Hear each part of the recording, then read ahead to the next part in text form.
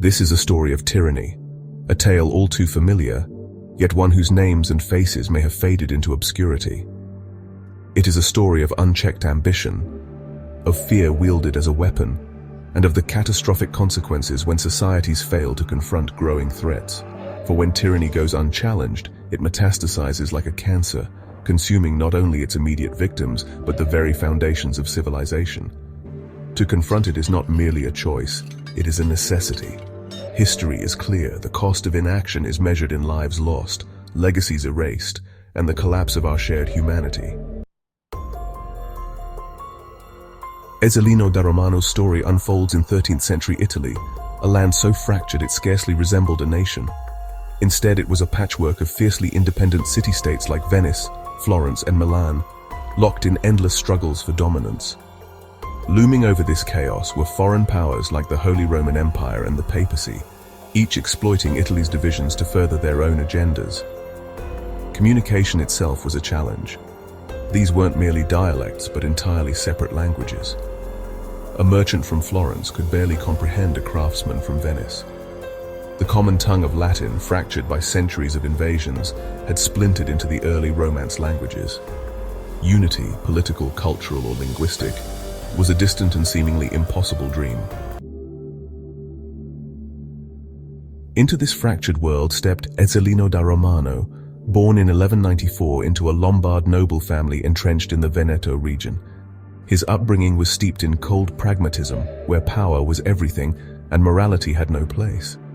From birth, Ezzelino was trained in the harsh realities of medieval statecraft, war, deception, and manipulation. His father, Ezzelino II, ensured that his son understood the era's cruel lesson. Survival depended not on ideals but on outmaneuvering and overpowering enemies by any means necessary. The city-states of Italy were ruled by elites who viewed power as their birthright. Alliances shifted with the tides, sealed by marriages one day, shattered by betrayals the next.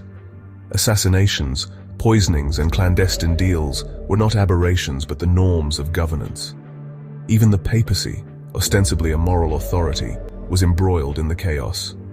Popes fathered children, raised armies, and waged wars, acting more as temporal lords than spiritual leaders. Ezzelino thrived in this ruthless environment. His alliance with the Holy Roman Emperor Frederick II marked the beginning of his meteoric rise.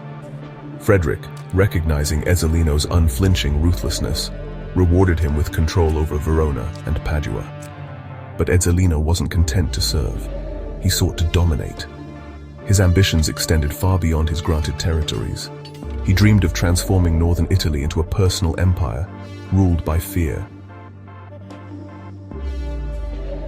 Fear became his most potent weapon. In Padua, after crushing a rebellion, Ezzelino ordered the imprisonment of over 11,000 citizens. Men, women, and children were crammed into dungeons so overcrowded that they starved to death. Those who survived faced execution or enslavement. Entire families were obliterated, their homes seized, their names erased. These atrocities weren't mere acts of punishment. They were calculated strategies of psychological warfare, designed to terrify anyone who might dare resist. In Friola, Ezzelino's cruelty reached its apex. After capturing the town, he ordered the extermination of its entire population. No one was spared. Survivors who escaped immediate slaughter were sold into slavery. The silence that followed became a chilling monument to his ambitions. The lands he depopulated and the wealth he seized served to enrich his coffers and secure the loyalty of his allies. Even in an age marked by violence, Ezzelino's actions were unprecedented. Chroniclers described him as a man consumed by evil. The Catholic Church excommunicated him, branding him the son of Satan. But this was more than a spiritual condemnation. It was a political rallying cry.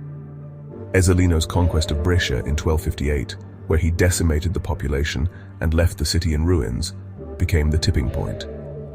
The Pope declared a crusade against him, uniting rival city-states, mercenaries, and fractured factions in a collective effort to end his reign of terror. Ezzelino's rule came to an end at the Battle of Cassano in 1259. Defeated, wounded and captured, he refused medical care and food, choosing to succumb to infection and starvation rather than face the humiliation of public judgment.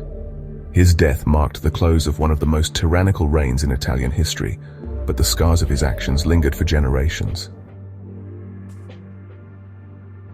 Ezzelino's story holds a haunting relevance today. His rise was enabled by division and inaction, a fractured society too preoccupied with its struggles to confront an emerging threat. His use of fear as a tool of governance echoes the strategies of modern autocrats like Bashar al-Assad and Vladimir Putin. His life is a stark reminder that tyranny thrives in fractured societies, and its cost is borne by those too slow or too divided to resist. Ezzelino da Romano's Italy, fragmented and chaotic, mirrors the fractures of our own world.